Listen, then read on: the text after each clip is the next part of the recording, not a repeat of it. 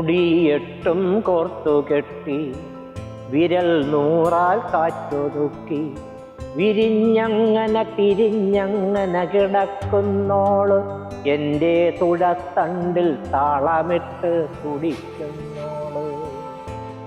കവിത ആത്മാർത്ഥത, കവിത വിശ്വസ്തത, കവിത എൻ പ്രാണനോവിന്റെ പരമ്പര. മെല്ലെ അങ്ങനെ തുഴഞ്ഞു പോകെ എൻ്റെ ജലക്കൂട്ടേ നിറക്കൂട്ടേ നിറഞ്ഞ് നില്ല്, ദൂരെ പകലോന്റെ പള്ളി വേട്ടയ്ക്കൊരുങ്ങി നില്ല്. കുരീപ്പുഴയോളം ഓണമെന്ന് ഈ ചിത്രീകരണത്തിന് പേരിട്ടത് കുരീപ്പുഴയോളം സ്നേഹമെന്നുദ്ദേശിച്ചു തന്നെയാണ്. നടക്കൊള്ളും പൂനിലാവത്ത് ഉറക്കത്തിൽ ഉണരുന്നു തിരുനല്ലൂര്, നിന്റെ മടിക്കുത്തിൽ തൊഴിൽ പാട്ടിൻ തിരപ്പൂഞ്ചൂര്.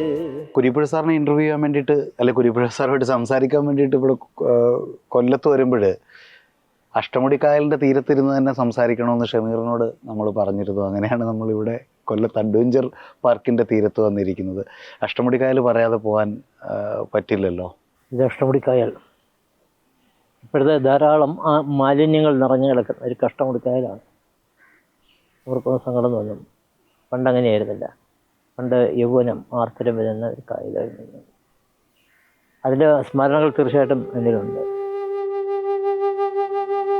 ഉറക്കത്തിൽ ഉണരുന്നു തിരുനല്ലൂര്, നിന്റെ മടിക്കുത്തിൽ തൊഴിൽ പാട്ടിൻ തിരപ്പൂഞ്ചൂര്. മഴക്കോളിൽ പിറക്കുന്ന നറും കൂടാലി, ജലശീലയ്ക്കപ്പുറത്തെ മണൽ കണ്ണാടി, ഇവ തമ്മിൽ കൊളുത്തുന്ന നിഴൽ കൂമ്പാരം, പ്രാച്ചിക്കരഞ്ഞാണം വിളക്കുന്ന വെയിൽ കിന്നാരം. വീരഭദ്രൻ കണ്ടു നിൽക്കെ കുളിച്ചു വന്ന് ഉരുക്കൾക്കായി വെറും മണ്ണിൽ ഉരുണ്ടുരുണ്ട്, ഒടുക്കം നിൽക്കുവാൻ വയ്യാതവരെ വിറ്റ് കയർ ചുറ്റിൽ കാലിടക്കി ദ്രവിച്ചു നിന്ന്, ഇറച്ചിക്കു കള്ളുമായി തിരിക്കും നിന്റെ തെറിച്ച മക്കളോടമ്മേ പുറത്തു നില്ല്. ഓണം എന്തായാലും ഈ മിത്തും ഐതിഹ്യവുമായിട്ടൊക്കെ ബന്ധപ്പെട്ടിട്ട് തന്നെയാണുള്ളത്. പരിപൂർണനായിട്ടും ഒരു നാസ്തികനായിട്ടുള്ള ചാർവാക ദർശനത്തിൻ്റെ സ്നേഹദർശനത്തെക്കുറിച്ചൊക്കെ നിറയെ പാടിക്കൊണ്ടിരിക്കുന്ന അങ്ങയെ സംബന്ധിച്ച് ഈ ഒരു ആശയപരമായ പ്രശ്നം ഓണത്തോടുണ്ട്. ഓണത്തിലേക്ക് കുരീപ്പുഴയും അദ്ദേഹത്തിൻ്റെ കവിതയും എങ്ങനെയാണ് പ്രവേശിക്കുന്നത്? ഉത്സവങ്ങൾ അല്ലെങ്കിൽ ആഘോഷങ്ങൾ സാധാരണ എന്നെ അങ്ങനെ അധികമായിട്ട് ബാധിക്കാറില്ല. വേറെ ഏത് ഉത്സവവും കേരളത്തിന് പുറത്ത് പല സ്ഥലങ്ങളും ഉള്ളതാണ്. ഇതാണെങ്കിൽ ഇവിടെ മാത്രമുള്ളതാണ്, മലയാളികൾക്ക് മാത്രമുള്ളതാണ്. ഓണം ലോകവ്യാപകമായിട്ടുണ്ട്. അതെങ്ങനെയെന്ന് വെച്ചാൽ മലയാളികളടുത്ത് മാത്രമേ ഉള്ളൂ. എവിടെയെല്ലാം മലയാളിയുണ്ടോ അവർക്കൊക്കെ ഓണമുണ്ട്. അതുകൊണ്ട് മലയാളികളുടെ ഒരു തനത് ഉത്സവം എന്നുള്ള നിലയ്ക്ക് രണ്ട് സന്ദർഭങ്ങൾ നമുക്കുണ്ട്. ഒരു സന്ദർഭം എന്ന് പറയുന്നത് നവംബർ മാസം 1 കേരളപ്പിറവി ദിവസം. രണ്ടാമത്തെ ആഘോഷം ഓണമാണ്. നമ്മൾ സ്ഥിതിസമത്വം ഇഷ്ടപ്പെടുന്ന ആൾക്കാരാണ്. ഈ എല്ലാവരും തുല്യരായിരിക്കണം എന്നുള്ള ഇന്ത്യൻ ഭരണഘടന മുന്നോട്ട് വയ്ക്കുന്ന ഒരു ആശയത്തെ കേരളം അനുകൂലിക്കുന്ന ഒരു ജനതയാണ് കേരളീയർ എന്ന് പറയുന്നത്. ഇവിടെയാണെങ്കിൽ ജാതിയുണ്ട്, മതമുണ്ട്, അങ്ങനെയുള്ള ഒരുപാട് പ്രശ്നങ്ങളുണ്ട്. അപ്പോൾ ജാതിക്കും മതത്തിനും അതീതമായിട്ട് നമുക്ക് എല്ലാവർക്കും ആഘോഷിക്കാവുന്ന കേരളപ്പിറവി കഴിഞ്ഞാൽ വേറെ ഓണമാണ്. ഓണം അഡ്വാൻസ് അല്ലെങ്കിൽ ഓണം അലവൻസ് വാങ്ങിക്കാത്തവരാരും തന്നെയില്ല. എല്ലാ ജാതിയിൽപ്പെട്ടവരും എല്ലാ മതത്തിൽപ്പെട്ടവരും ഓണം ആഘോഷിക്കരുതെന്ന് പരസ്യമായിട്ട് സോഷ്യൽ മീഡിയയിലൊക്കെ തന്നെ പറയുന്ന ആൾക്കാരും ഒക്കെ ഈ ഓണം അഡ്വാൻസും ഓണം അലവൻസും ഓണം ഓഫറുകളും സ്വീകരിക്കുന്നുണ്ട്. ഓഫറുകൾ എന്തായാലും സ്വീകരിക്കുന്നുണ്ടാണ്. ഓണത്തിന് പിന്നെ 2 വലിയ വിലാപങ്ങളുണ്ട്. 2 വിലാപം എന്ന് പറയുന്നത് പ്രജകളുടെ വിലാപമാണ്. അവരുടെ ഒരു ഭരണാധികാരി, ഒരു തെറ്റും ചെയ്യാത്ത ഒരു ഭരണാധികാരി, വളരെ നല്ലൊരു ഭരണാധികാരി, ഒരു കാരണവും കൂടാതെ ഒരാൾ വന്നിട്ട് അയാളെ തലയ്ക്ക് ചവിട്ടിക്കാണ്ട് ഇല്ലാതാക്കുന്നത്, അത് തീർച്ചയായിട്ടും പ്രജകൾക്കുണ്ടായ ഏറ്റവും വലിയ സങ്കടമാണ്. വേറൊരു വിലാപം എന്ന് പറഞ്ഞാൽ വിന്ധ്യാവലിയുടെ വിലാപമാണ്. വിന്ധ്യാവലി എന്ന് പറഞ്ഞാൽ മഹാബലിയുടെ ഭാര്യയാണ്. മഹാബലിയുടെ ഭാര്യയ്ക്കുള്ള അനുഭവം എന്താണ്? ഒരു തെറ്റും ചെയ്യാത്ത അവരുടെ ഭർത്താവിനെ ഒരാൾ പുറത്തു നിന്നിട്ട് അയാളുടെ ത്യാഗസന്നദ്ധതയെ, ദാനസന്നദ്ധതയെ ചൂഷണം ചെയ്തുകൊണ്ട് അയാളെ ഇല്ലാതാക്കുന്നത്. അപ്പോൾ ഒരു തെറ്റും ഇവരാരും ചെയ്തിട്ടില്ലല്ലോ. മഹാബലിയും ചെയ്തിട്ടില്ല, വിന്ധ്യാവലിയും ചെയ്തിട്ടില്ല, ഒന്നുമില്ല. അപ്പോൾ അന്തഃപുരത്തിനുള്ളിൽ മഹാബലിയുടെ ഭാര്യ നടത്തിയ ഒരു വിലാപമുണ്ട്. അത് മൊത്തം സ്ത്രീകളുടെ ഒരു വിലാപമായിട്ട് നമുക്ക് കണക്കാക്കാവുന്നത്. അപ്പോൾ പ്രജാവിലാപം, വിദ്യാവലി വിലാപം, ഈ രണ്ട് വിലാപങ്ങൾ ഓണത്തിന് പിന്നിൽ നമ്മളെ വേദനിപ്പിക്കുന്നതായിട്ടുണ്ട്. അത് ഒരു കാലഘട്ടം കഴിയുമ്പോൾ ഇതൊക്കെ വിലാപങ്ങൾ പോലും ഒരു വിപ്ലവമായിട്ടോ അല്ലെങ്കിൽ ഒരു സന്തോഷകരമായ അവസ്ഥയിലൊക്കെ മാറും. കാലത്തിൻ്റെ ഒരു യാത്രയനുസരിച്ച് അങ്ങനെയാണ്. കുറേ കാലം കഴിയുമ്പോൾ ഈ കവികളങ്ങ് മാറി നിൽക്കും. കവികൾ മാറി നിൽക്കുന്നുണ്ട്. കാലം ഈ കവിതയെ കൊണ്ടുപോകും. കവിതയ്ക്കൊരു സ്വതന്ത്ര കവിതയ്ക്ക് സ്വന്തം കവിത കാലം ഏറ്റെടുക്കുന്നു. കാലത്തിന്റെ കുത്തൊഴിൽ കവി ഇല്ലാതായി പോകാം, കവിത മാത്രം നിൽക്കും. അങ്ങനെ ആകട്ടെ, നല്ലത് തന്നെയാണ്. ആശയം നിലനിൽക്കുക, ആശയം ആവിഷ്കരിച്ച ആൾ എവിടെയോ പോകട്ടെ, അതിന് പ്രശ്നമല്ല. ആശയം അവിടെ പ്രധാനം എന്നുള്ളതുകൊണ്ട് എന്തായാലും ഇത് മുമ്പോട്ട് വയ്ക്കുന്ന ഒരു വലിയ ആശയമുണ്ട്. ആശയം എന്ന് പറഞ്ഞാൽ സ്ഥിതിസമത്വമാണ്. ആളുകൾ അന്യരല്ലാതെ ഒന്നിച്ച് ജീവിക്കുന്ന, ആളുകൾക്ക് എല്ലാവർക്കും ഭക്ഷണം കിട്ടുന്ന, വ്യാജ രേഖകളൊന്നും ഉണ്ടാക്കപ്പെടാത്ത നല്ല കാലം, നല്ല മനുഷ്യർ മാത്രമുള്ള ഒരു കാലമാണ് ഉദ്ദേശിക്കുന്നത്. വളരെ പ്രധാനപ്പെട്ട ഒരു കാര്യമാണ്. വൈലോപ്പിള്ളി മാഷ് അദ്ദേഹത്തിൻ്റെ ഓണപ്പാട്ടുകാർ എന്നുള്ള കവിതയിൽ വളരെ വ്യക്തമായിട്ട് പറയുന്നുണ്ട്. പൃഥ്വിയിൽ അന്ന് മനുഷ്യർ നടന്ന പഥങ്ങളിൽ ഇപ്പോൾ അധോമുഖ വാമനർ, ഇത്തിരി വട്ടം മാത്രം കാണുന്നവർ, ഇത്തിരി വട്ടം ചിന്തിക്കുന്നവർ അവരുടെ കയ്യിലാണ് ഇപ്പോൾ. ഇങ്ങനെയൊക്കെയാണെങ്കിൽ ഞങ്ങൾക്കൊരു സ്വപ്നമുണ്ട്. ആ സ്വപ്നം എന്ന് പറയുന്നത് മഹാബലിയെ നടന്നു വരുന്നതായിട്ടാണ് വൈലോപ്പിള്ളി മാഷ് കവിതയ്ക്കകത്ത് പറയുന്നത്. സാർ, ഇപ്പോൾ വാമനെ കുറിച്ച് ഓർമ്മിപ്പിച്ചതുകൊണ്ട്, വാമനെ കുറിച്ച് പറഞ്ഞതുകൊണ്ട്, പ്രതിനായകനാണ് ഇവിടെ നായകൻ. വിഷ്ണുവിന്റെ അവതാരമായി വരുന്ന ആള് പ്രതിനായകനാണ്. ഒരുപക്ഷെ മഹാബലിയെ സംബന്ധിച്ച് അദ്ദേഹത്തിനും ഒരുപക്ഷെ ഉയരത്തെക്കുറിച്ചൊക്കെയോ ഉള്ള ചില തെറ്റായ സങ്കല്പങ്ങൾ ചിലപ്പോൾ ഉണ്ടായിരിക്കാം. ഞാൻ രാജാവല്ലേ, അപ്പോൾ 3 അടിയല്ലേ ചോദിച്ചുള്ളൂ, അതെനിക്ക് കൊടുക്കാവുന്നതാണ് എന്നുള്ള അഹങ്കാരം എന്നൊക്കെയുള്ളൊരു പ്രതിവായനം മറ്റവരും പറയുന്നുണ്ട്, ഈ നായകത്വം മാറ്റിക്കൊടുക്കാൻ ശ്രമിക്കുന്നവർ.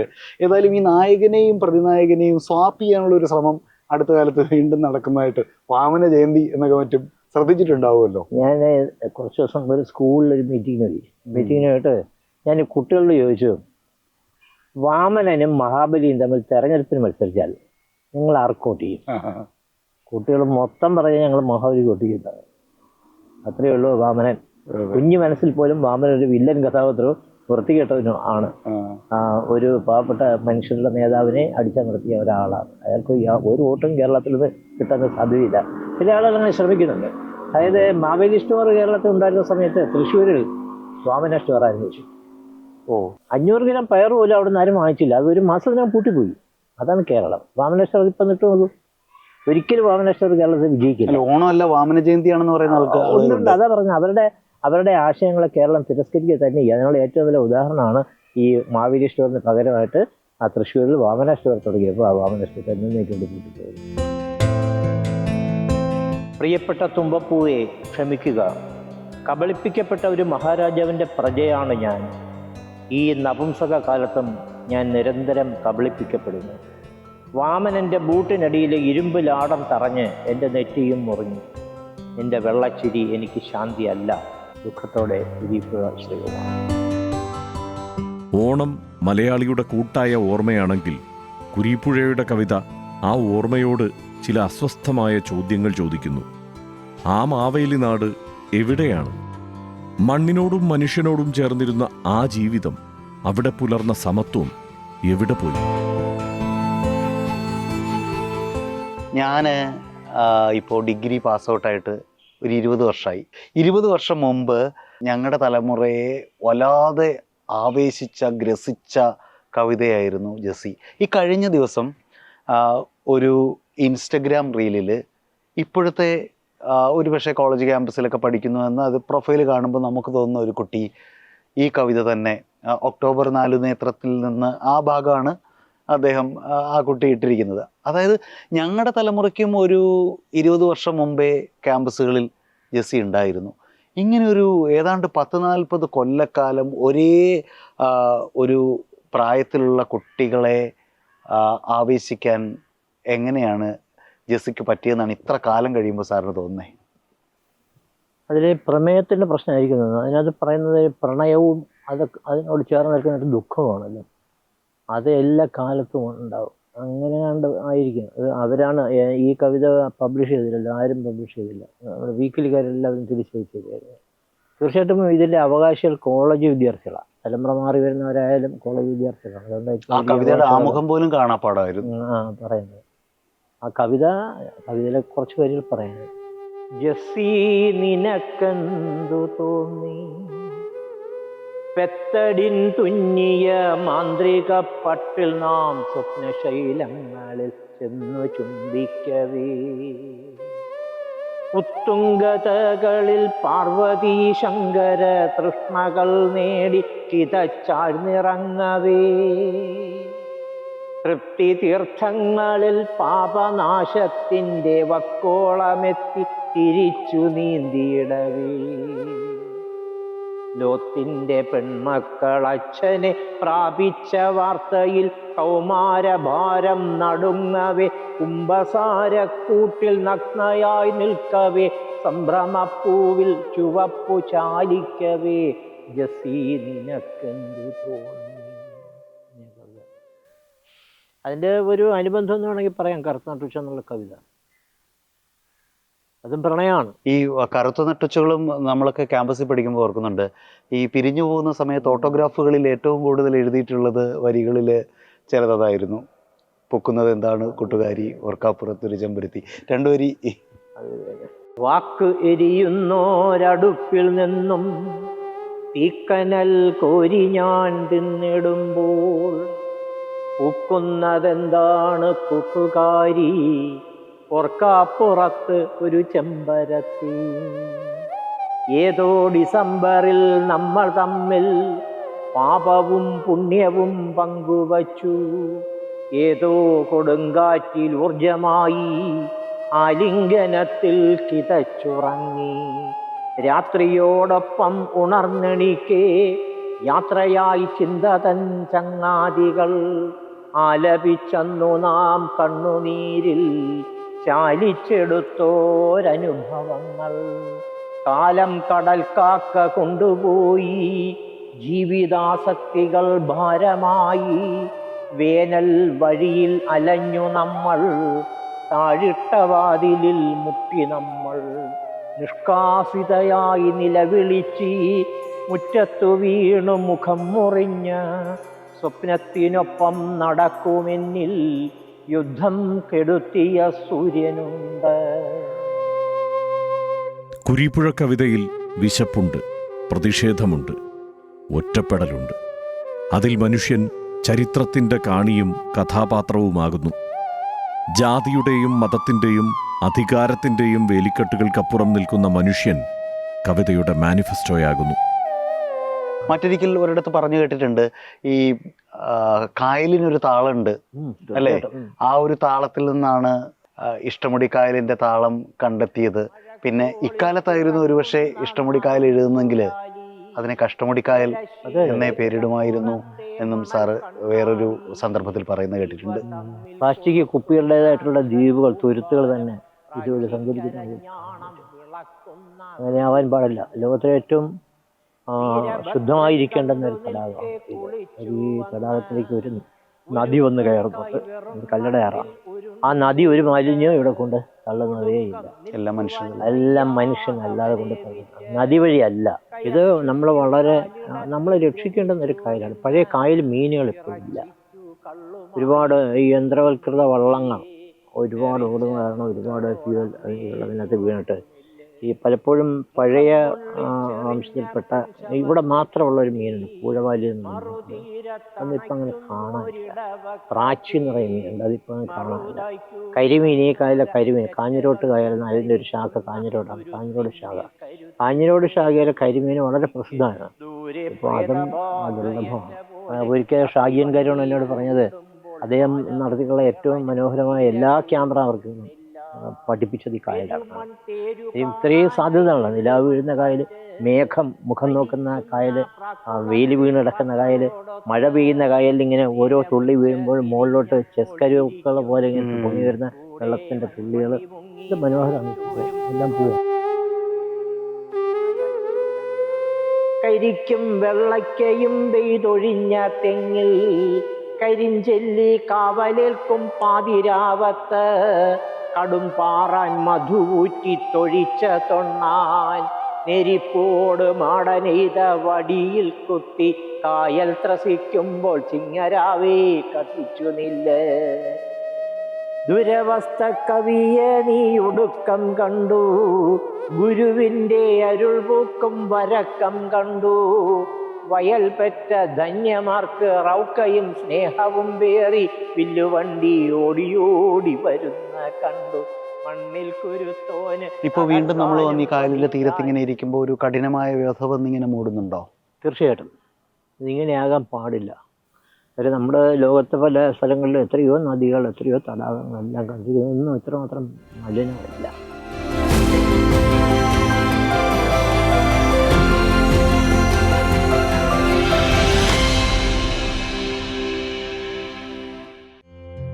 കവിത തെരുവിലേക്ക് ഇറങ്ങുന്നു. ജനങ്ങൾക്കിടയിലൂടെ നടക്കുന്നു. മുറിവിനെ മുറിവെന്ന് തന്നെ വിളിക്കുന്നു.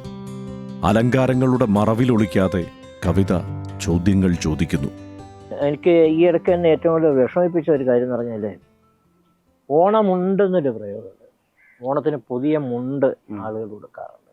ഓണക്കോടി മുണ്ട് സഹിതമാണ് ഓണക്കോടി കൊടുക്കുക. അപ്പം മുണ്ടെന്ന് പറയുന്നത് കേരളീയൻ്റെ ഒരു ചരിത്രത്തിലെ എങ്കിലും ഒരു വലിയ അടയാളമാണ്. അപ്പം നമ്മൾ പരിഷ്കൃത സമൂഹമാണ്, നമ്മുടെ സൗകര്യങ്ങൾക്ക് മുണ്ട് പര്യാപ്തമല്ല. പക്ഷേ എനിക്ക് ഏറ്റവും കൂടുതൽ വേദനിച്ചത് പാർലമെൻറ്റിലുണ്ടായ ഒരു പരാമർശമാണ്. പാർലമെൻറ്റിൽ നമ്മൾ മലയാളികളെ ലുങ്കിവാല എന്ന് ആക്ഷേപ സ്വരത്തിൽ വിളിച്ചു. പരിഹാസം അല്ലല്ലോ, അതൊരു അഭിമാനത്തിൻ്റെ പ്രശ്നമല്ലേ. അങ്ങനെയുള്ള ലുങ്കിവാലകൾ ഒരുപാട് എൻ്റെ മനസ്സിലൂടെ കടന്നുപോയി. രാഷ്ട്രപതിയുടെ കസേരയിൽ ഇരുന്ന KR നാരായണൻ ഒരു ലുങ്കിവാലയാണ്. VK കൃഷ്ണമേനോൻ ഒരു ലുങ്കിവാലയാണ്. EC സുദർശനൻ ഒരു ലുങ്കിവാലയാണ്. എത്രയോ സിനിമ, മമ്മൂട്ടി അടക്കമുള്ള ഇന്ത്യയിലെ ഏറ്റവും നല്ല നടനുള്ള സമ്മാനം കിട്ടിയ മമ്മൂട്ടി ഒരു ലുങ്കിവാലയാണ്. 6 ജ്ഞാനപീഠ പുരസ്കാരം നമുക്ക് കിട്ടിയിട്ടുണ്ട്, ശങ്കരക്കുറുപ്പ് തൊട്ട് അക്കിത്തം വരെ. 6 ലുങ്കിവാലകൾ. പിന്നെ എത്രയോ ലുങ്കിവാലകൾ, ഓരോ മേഖലയിലും വജ്ര നക്ഷത്രം പോലെ തിളങ്ങുന്ന എത്രയോ ലുങ്കിവാലകളുണ്ട്. അപ്പോൾ ലുങ്കിവാല എന്ന് പറയുന്നത് എനിക്ക് വലിയ അഭിമാനമാണ് ഇപ്പോൾ തോന്നുന്നത്. പാർലമെൻറ്റ് പരാമർശം, പാർലമെൻറ്റ് അവർ ക്ഷമയൊക്കെ പറഞ്ഞെങ്കിൽ കൂടിയും എല്ലാവരുടെയും മനസ്സിലത് ഉണ്ടായിരിക്കും. ഉമ്മാരൊക്കെ ലുങ്കിവാലകളാണെന്നുള്ള തോന്നൽ അവർക്കുണ്ടായിരിക്കും. അതിന് മുണ്ടെടുക്കുന്നതിനെ കുറിച്ച് വളരെ അഭിമാനത്തോടെ എഴുതിയൊരു കവിതയാണ്. മുണ്ടാൾ എപ്പോഴും കൊടുക്കണം നിർബന്ധമൊന്നുമില്ല, പക്ഷേ ഇതൊരു ഹിസ്റ്ററിയുടെ ഭാഗമാണ് മുണ്ടെന്നത്. മൂടൽ മഞ്ഞാൽ മുണ്ടുടുത്ത മകരമാസം, ദൂരെ മേഘമുണ്ടാൽ മാനം കാക്കും കറുമ്പൻ മാനം. കേരളം ഞാൻ മുണ്ടുടുത്തു സഞ്ചരിക്കുമ്പോൾ എൻ്റെ നേരിലേറി നിറയാറുണ്ട് ആദിമലയാളം. വേട്ടയാടാൻ പിറന്നോരുടെ കാലുറകൾക്ക് നാട്ടിലെല്ലാം നല്ല കാലം നടപ്പ് ദീനം. കേരളം ഞാൻ കോന്തലയ്ക്കൽ കൈകൊളുത്തുമ്പോൾ എൻ്റെ കാൽവിരലിൽ തുടങ്ങുന്നു വടക്കൻ പാട്ട്. മുണ്ടുരിഞ്ഞു പുതയ്ക്കുമ്പോൾ കണ്ടറിഞ്ഞു കിടക്കുമ്പോൾ ചുണ്ടിൽ വന്നു തുടിക്കാറുണ്ട് ഇടയ്ക്കൂട്ട്. കാതിൽ നെഞ്ചുടഞ്ഞ ഞരളത്തിൻ പ്രണയപ്പാട്ട്. മുണ്ടലക്കി വെളുപ്പിക്കെ വെയിൽ തോളത്തുലർപ്പിക്കെ പണ്ടു തൊട്ടേ മലർക്കാറുണ്ടരുമപ്പൂവ്. എങ്ങും തുമ്പയും പാലയും പൂത്തു മതിക്കും കാട്. തകരുകയാണ് തമ്പുരാനെ നിന്റെ ഭരണകൂടം, തറഞ്ഞെന്റെ ജീവിതം എന്ന് ഇടക്കിടക്ക് ഇപ്പോഴും തോന്നുന്നുണ്ടോ? ഭരണകൂടം തീർച്ചയായിട്ടും അങ്ങനെയല്ലേ. ഭരണകൂടമില്ല, നമ്മൾ എന്തെല്ലാമാണ് നമ്മൾ ആവശ്യമില്ലാത്ത കാര്യങ്ങളൊക്കെ പഠിക്കേണ്ടി വരുന്നു. നമ്മുടെ കുട്ടികൾ പഠിക്കേണ്ടി വരുന്നു. അവിശ്വാസികളായിട്ടുള്ള മറ്റു മതസ്ഥരോടെല്ലാം കാളിയെക്കുറിച്ച് നിങ്ങൾ കാണാതെ പഠിക്കണം എന്ന് പറയുന്നു. കാളിയെക്കുറിച്ച് സ്തുതിച്ചുകൊണ്ടാണ് നിങ്ങളുടെ വിദ്യാഭ്യാസം ആരംഭിക്കാനെന്ന് അഹിന്ദുക്കളോട് സംസാരിക്കുന്നു. ഇതൊക്കെ ജനാധിപത്യ വിരുദ്ധമായ കാര്യങ്ങളല്ലേ. ഇതൊക്കെ സംഭവിക്കുകയാണ് ഇന്ത്യയിൽ. ജനസികളുടെ പ്രക്ഷോഭമാണ് എനിക്കൊരു വലിയ പ്രതീക്ഷയായിട്ടിപ്പുള്ളത്. താളവും ഛന്ദസ്സും ജീവിതം പറയാനുള്ള ഭാഷയെ പേറുന്നില്ല എന്ന കവിയുടെ ബോധ്യത്തിൽ അലങ്കാരത്തിൻ്റെ ഉടുപുടവകൾ അഴിഞ്ഞു വീണ് കുരീപ്പുഴ കവിത കുമ്പസാരക്കൂട്ടിൽ നഗ്നമായി നിന്നു. കുറുങ്കവിതകൾ പിറന്നു. സാറ് തന്നെ പലയിടത്തും എഴുതിയായിട്ട് കണ്ടിട്ടുണ്ട്. അതായത് കവിത ചൊല്ലുമ്പോഴാണ്, സാറ് ചൊല്ലുന്ന കവിയാണല്ലോ, അപ്പോഴാണ് കവിത അതിൻ്റെ ആദിമമായ അർത്ഥത്തിലേക്ക് ചെല്ലുന്നത്, നമ്മൾ അതിനെ കണ്ടെത്തുന്നതും. കവിത എഴുതുമ്പോഴോ അച്ചടിക്കുമ്പോഴോ അതിലേക്കുള്ള അർത്ഥത്തിലേക്കുള്ള അർത്ഥപ്രസരങ്ങളിലേക്കുള്ള യാത്ര ഒരു കാൽനട യാത്ര പോലെ വേഗം കുറഞ്ഞതാണെന്ന്. അപ്പോൾ പിന്നെ ഒരു ഘട്ടത്തിൽ ഈ ചൊല്ലുന്ന കവിതയിൽ നിന്ന് സാറ് പതുക്കെ മാറുകയാണ്. അതായത് അതിൻ്റെ താളം മാറുന്നു, അല്ലെങ്കിൽ താളം ഇല്ലാതാവുന്നു, അതിൻ്റെ ഛന്ദസ് മാറ്റി നിർത്തുന്നു, അതിൻ്റെ വർണ്ണാഭമായ ഉടയാടകൾ അഴിഞ്ഞു വീഴുന്നു, കവിത നഗ്നമായി നിൽക്കുന്നു. ഇടപ്പള്ളി രാഘവൻപിള്ള കൊല്ലത്ത് വെച്ച് മരണമടഞ്ഞ ഒരാളാണ്. അദ്ദേഹമാണ് കവിതയുടെ കാരണം 2 വരിയിൽ വിശദീകരിച്ചിട്ടുള്ളത്. അദ്ദേഹം പറഞ്ഞത്, എനിക്കുമുണ്ട് ഏതോ ചിലതെല്ലാം ഊഴിപ്പരപ്പിനോടെന്ന് പറഞ്ഞു പോകാൻ. എനിക്ക് ലോകത്തോട് ചില കാര്യങ്ങൾ പറയുവാനുണ്ട്. അതുകൊണ്ടാണ് ഞാൻ ഈ കവിത എഴുതുന്നതാണ് അതിൻ്റെ അർത്ഥം. ഇടപ്പള്ളി അനുസരിക്കുന്ന ഒരാളെന്നുള്ള നിലയ്ക്ക് എനിക്ക് ഈ സമൂഹത്തോട് എന്തെല്ലാം പറയാനുണ്ട്. അപ്പോൾ അതിന് എങ്ങനെ പറയണമെന്നിടത്താണ് എൻ്റെ പ്രശ്നം ഉണ്ടായത്. അപ്പോൾ ജെസ്സി എഴുതിയതുപോലെ പറയാൻ കഴിയാത്ത ചില കാര്യങ്ങളുണ്ട്. ശ്രീമാൻ ദുഃഖങ്ങളുടെയോ ചാർവാകൻ്റെയോ രീതിയിൽ അവതരിപ്പിക്കാൻ സാധ്യമല്ല. ചില കാര്യങ്ങളല്ലാതെ തന്നെ നമുക്ക് തുറന്ന് പറയേണ്ടതായിട്ടുണ്ട്. ഇത് പെണ്ണെഴുത്തു എന്നുള്ള കവിത ഈ കുടുംബപരമായ മതപരമായ പുരുഷാധിപത്യ സ്വഭാവമുള്ള വിലക്കുകൾ കൊണ്ട് ഇപ്പോഴും എഴുതാതിരിക്കുന്ന കവിത എഴുത്തുകാരികൾ നമുക്കുണ്ട്. അപ്പോൾ അവരുടെ ഇഷ്യൂ, അവരുടെ പ്രശ്നം എങ്ങനെയാണ് ഒരു കവിതയാക്കുക, അതിന് തീർച്ചയായിട്ടും വീണോൽപ്പനക്കാരൻ്റെയോ ജെസ്സിയുടെയോ ഒന്നും ഒരു രീതി പോരാ എന്നെനിക്ക് തോന്നിയിരുന്നു. ഡയലോഗാണ് അതിന് ഏറ്റവും നല്ലൊരു മാർഗം എന്നെനിക്ക് തോന്നിയിരുന്നു. അപ്പോൾ ഡയലോഗ് എങ്ങനെ ചെയ്യാം? ഒരു എഴുത്തുകാരിയുടെ ഭർത്താവും തമ്മിലുള്ള ഡയലോഗാണ്. ചേട്ടാ, ഞാനിന്നൊരു ചെടി നട്ടു, അയാൾ തടം നനച്ചു. ചേട്ടാ, ഞാനിന്ന് ഒരു പുതിയ കറി വെച്ചു, അയാൾ അത്താഴിച്ച് അഭിനന്ദിച്ചു. ചേട്ടാ, ഞാനിന്ന് ഒരു കഥ എഴുതി, അന്ന് ആ വീട്ടിൽ സ്റ്റൗ പൊട്ടിത്തെറിച്ചു. ഇതിങ്ങനെ പറയാൻ പറ്റുമോ? വേറെ ഏത് രീതിയിൽ പറഞ്ഞാലും അത് മാംസളമായി പോവുകയോ അല്ലെങ്കിൽ ലയസമൃദ്ധി കൊണ്ട് അപ്രസക്തമായി പോവുകയോ ചെയ്യും. സാറിപ്പോൾ ഈ കവിത പറഞ്ഞപ്പോൾ തന്നെ എനിക്കൊരു ചിരി വന്നു. അപ്പോൾ ശരിക്കും അത് ചിരിയാണോ എന്ന് ചോദിച്ചാൽ അതിനുള്ളിലൊരു കറുത്ത ഹാസ്യം ഒളിഞ്ഞിരിക്കുന്നതുകൊണ്ട് അറിയാതെ നമ്മൾ ചിരിക്കുമെങ്കിലും അങ്ങേയറ്റത്തെ ഒരു വേദനയും വിലാപവുമാണ് അതിൻ്റെ ഉള്ളിൽ കിടക്കുന്നത്. ആ വിലാപത്തെ പറയാൻ ഈ ഊറുന്ന ചിരിയുടെ മാധ്യമം വേണമെന്നുള്ള തീരുമാനമായിരുന്നു. തീർച്ചയായിട്ടും ഈ ചിരി എന്ന് പറയുന്നത് ദുഃഖത്തിൻ്റെ മുൾച്ചെരിപ്പിൻ്റെ പുറത്തു നടന്ന ചിരിയാണ്, അല്ലാതെ യഥാർത്ഥ ചിരിയല്ലത്, ഹാസ്യമല്ല. ദുഃഖത്തിൽ നിന്ന് ഉണ്ടായി വരുന്നൊരു ചിരിയാണ്. എല്ലാ നഗ്നതകളും ദുഃഖത്തിൽ നിന്ന് ഉണ്ടാകുന്നതാണ്. പുയ്യാപ്പിള എന്നുള്ള കവിത, 8ാം ക്ലാസ്സിലെ എട്ടും പൊട്ടും തിരിയാത്ത കുഞ്ഞാമിനെ കാണാൻ ഒരാൾ വന്നു. പൊട്ടക വിയർപ്പിൻ്റെ സുഗന്ധം, താടി, തലേക്കെട്ട്, നെറ്റിയിൽ ചെമ്പുതൊട്ട്. ഉമ്മ പറഞ്ഞു പുയ്യാപ്പിള, ബാപ്പ പറഞ്ഞു പുയ്യാപ്പിള, കുഞ്ഞാമിനിയുടെ ഉള്ളു പറഞ്ഞു ഉപ്പുപ്പ ഉപ്പുപ്പ. കേരളത്തിൽ ഈ പ്രശ്നത്തിന് വളരെയധികം പരിഹാരം ഉണ്ടായിട്ടുണ്ട്. പക്ഷേ ഹൈദരാബാദ് കല്യാണം 2-3 ദിവസം പത്രത്തിലും വന്നു, ഹൈദരാബാദ് കല്യാണം. ഇതെല്ലാം ഇതിൻ്റെ തന്നെ വേറെ അഡിഷനുകളാണ്. ഏത് കവിത എടുത്ത് നോക്കിയാലും അതിനകത്തൊരു മയിൽപ്പീലി. പ്രണയം എന്ന് പറഞ്ഞാൽ ഉടനെ ഒരു മയിൽപ്പീലിയാണ്. മയിൽപ്പീലി എടുത്ത് പുസ്തകത്തിനകത്ത് വയ്ക്കുക, അത് തുറന്നു നോക്കുക, അല്ലെങ്കിൽ അടച്ചു വയ്ക്കുക. ഇതാണ് പ്രശ്നം.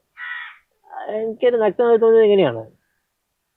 ആശുപത്രിയിൽ ഒരു മയിൽപ്പീലി, ഡോക്ടർ എൻ്റെ ഗർഭപാത്രം നീക്കം ചെയ്യണം, കവികൾ പുസ്തകത്തിൽ പ്രവേശിപ്പിച്ച് പെറ്റുപറ്റും അടുത്ത് ഇനി വയ്യ.